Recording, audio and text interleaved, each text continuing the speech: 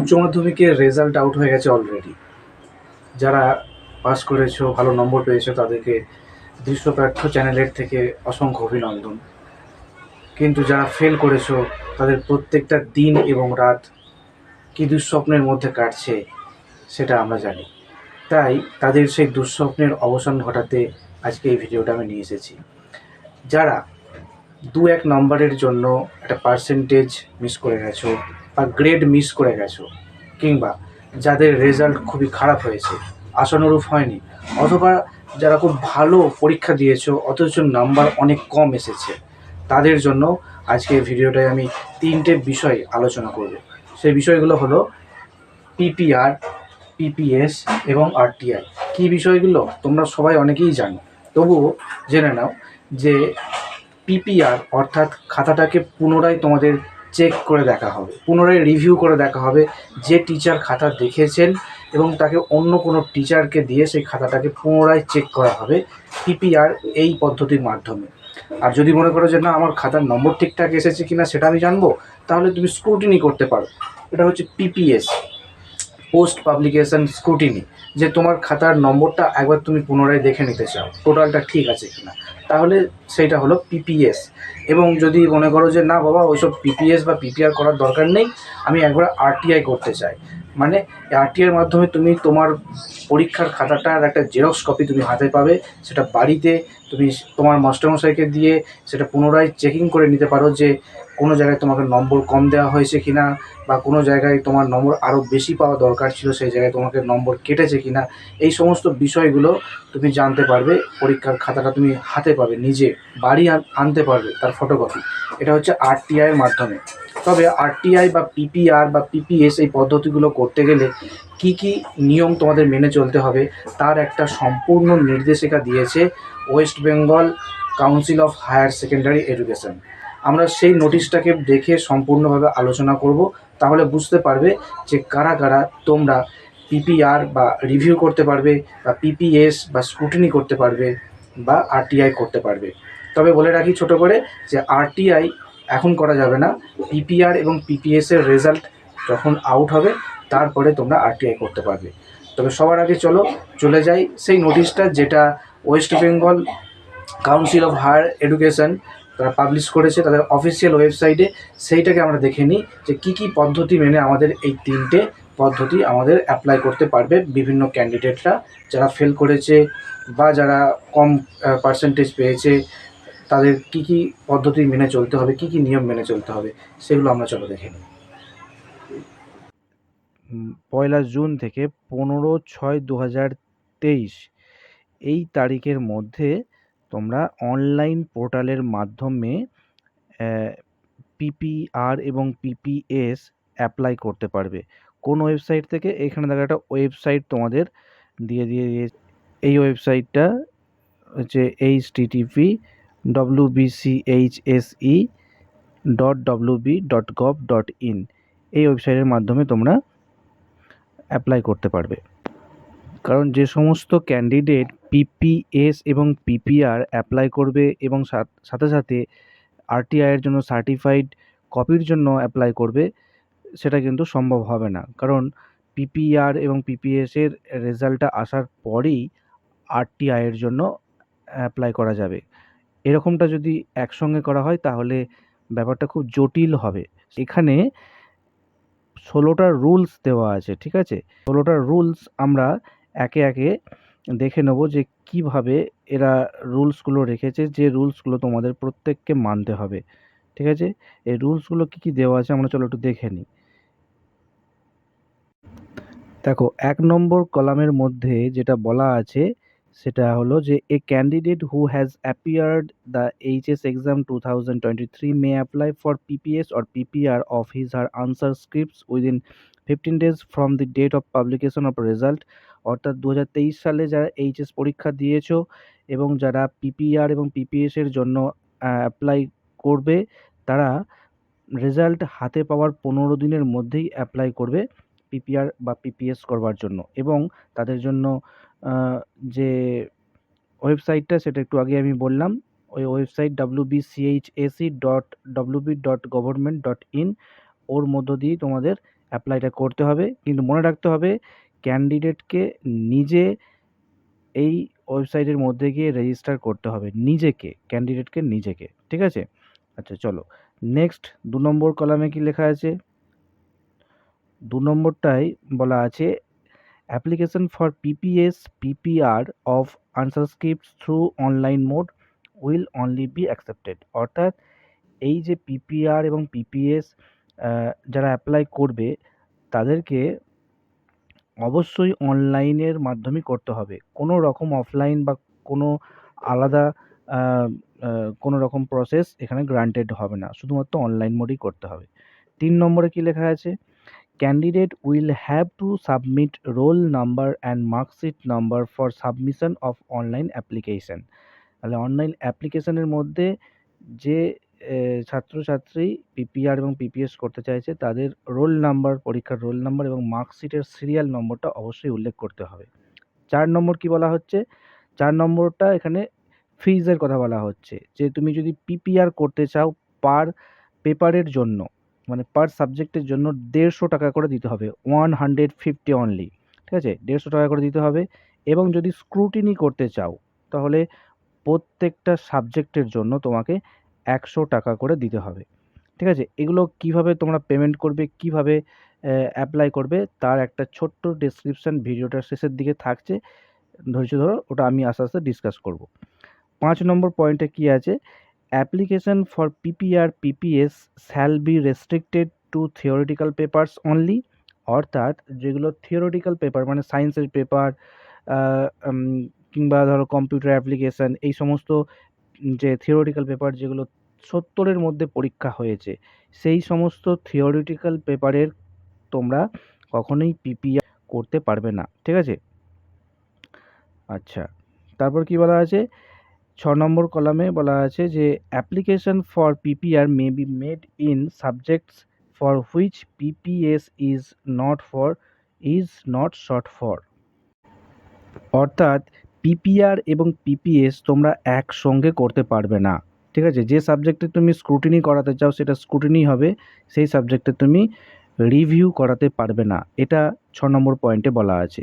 ৭ নম্বর point দেখো, ৭ নম্বর কলামে বলা আছে application for PPR may be made for a maximum of 2 subjects provided that the theory marks obtained in the subjects for which PPR is sought for cannot be less than 20% for regular and continuing candidates. অর্থাৎ যে দুটো সাবজেক্টে তুমি review করতে পারবে, মানে দুটো সাবজেক্টই তুমি রিভিউ করতে পারবে, সেই দুটো সাবজেক্টের যেন তোমার 20%-এর থেকে কম নাম্বার না হয়। ৮০-র মধ্যে পরীক্ষা হলে 20% মানে ১৬ হয়। অর্থাৎ ১৬-র থেকে যেন কম নাম্বার না হয়। ১৬-র থেকে কম নাম্বার হলে তুমি PPR মানে রিভিউ করতে পারবে না। ৮ নম্বর কলামে বলা আছে একটা ফেল করা ক্যান্ডিডেট সে যে সাবজেক্টটাই রিভিউ করাতে চাইছে সেখানে শর্ত রেখেছে তাকে অন্য দুটো সাবজেক্টে, ঠিক আছে, মানে সেটা একটা ল্যাঙ্গুয়েজের সাবজেক্ট হতে হবে এবং তার পছন্দ করা যে সাবজেক্ট সে চুজ করেছে এরকম দুটো সাবজেক্টে তাকে সি প্লাস মানে C grade C C plus sorry grade C পেয়ে থাকতে হবে, তবেই সে অন্য তৃতীয় একটা সাবজেক্টের রিভিউ করাতে পারবে। ৯ নম্বরে দেখো বলা আছে যে কোনো ক্যান্ডিডেট PPR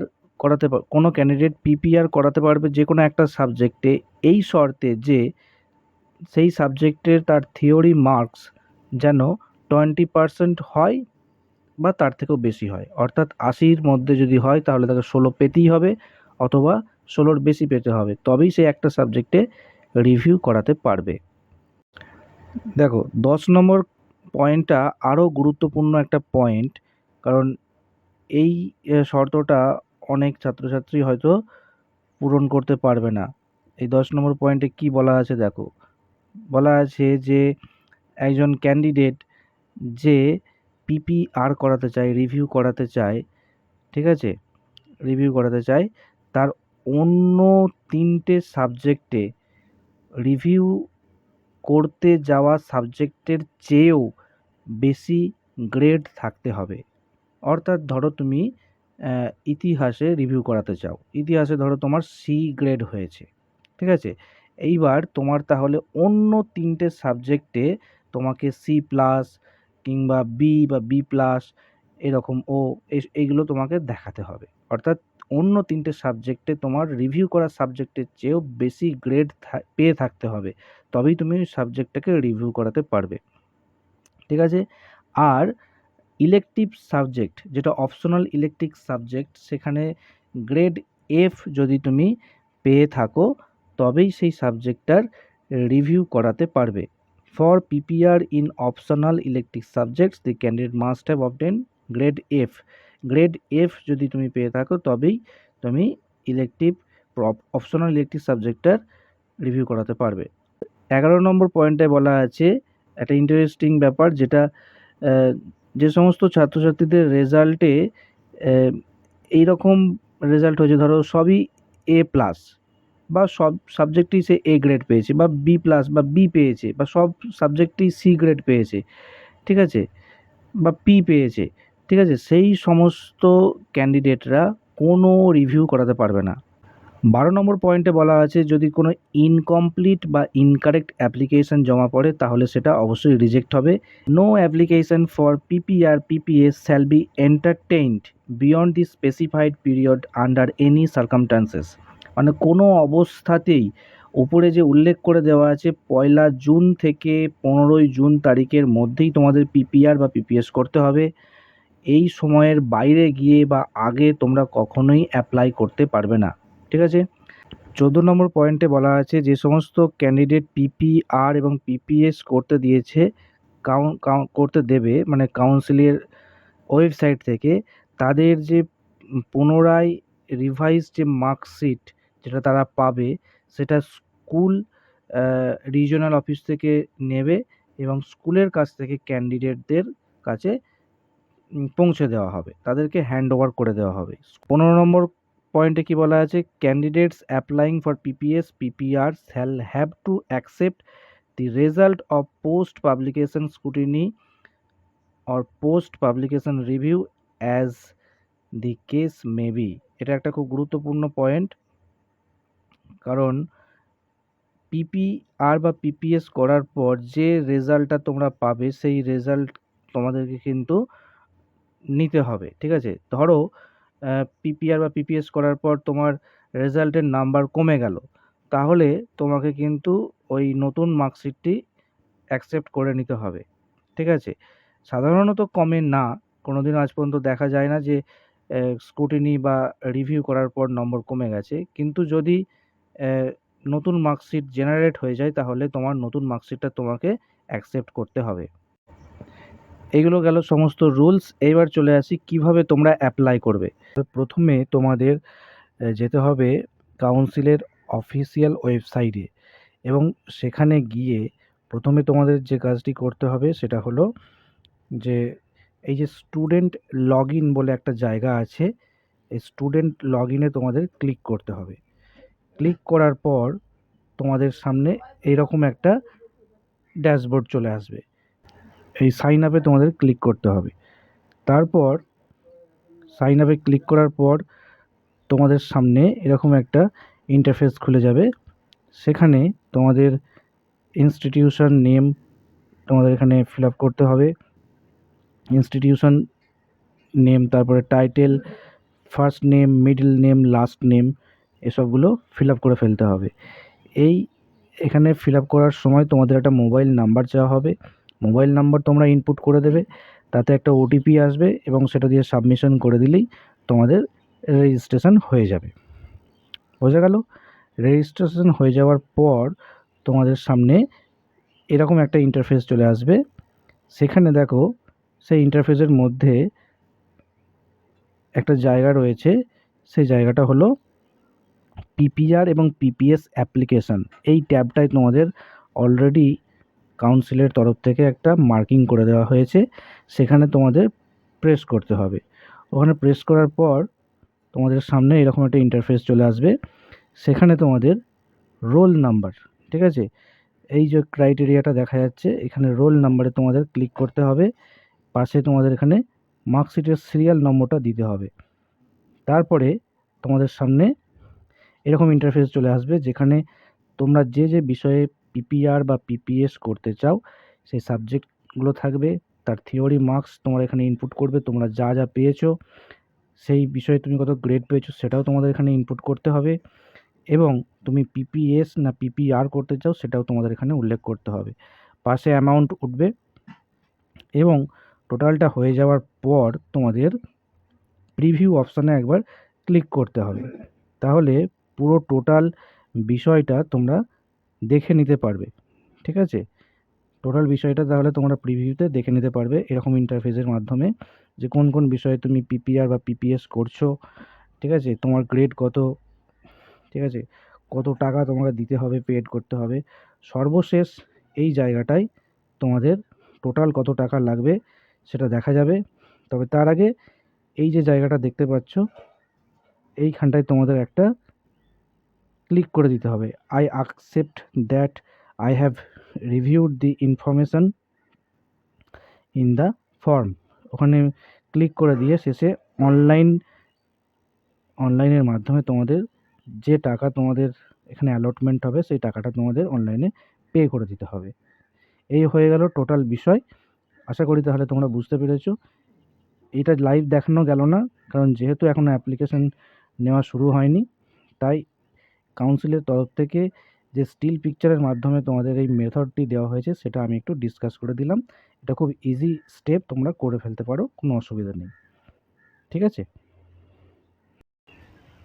পুরো বিষয়টা তাহলে বোঝা গেল। এতক্ষণ আমরা যে জটিল কঠিন বিষয়টা স্টেপ বাই স্টেপ আলোচনা করলাম, তার সমস্ত আলোচনা আশা করি তোমরা বুঝতে পেরেছো। কি দেখে বুঝতে পারলে দেখো তো, যে West Bengal Council of Higher Secondary Education চাইছে না যে হিউজ পরিমাণ ক্যান্ডিডেট রিভিউ, স্কুটিনি বা আরটিআই করুক। সেই জন্য তারা যথারীতি কঠিন থেকে কঠিনতম এই সমস্ত শর্ত বা কন্ডিশানগুলো রেখেছে।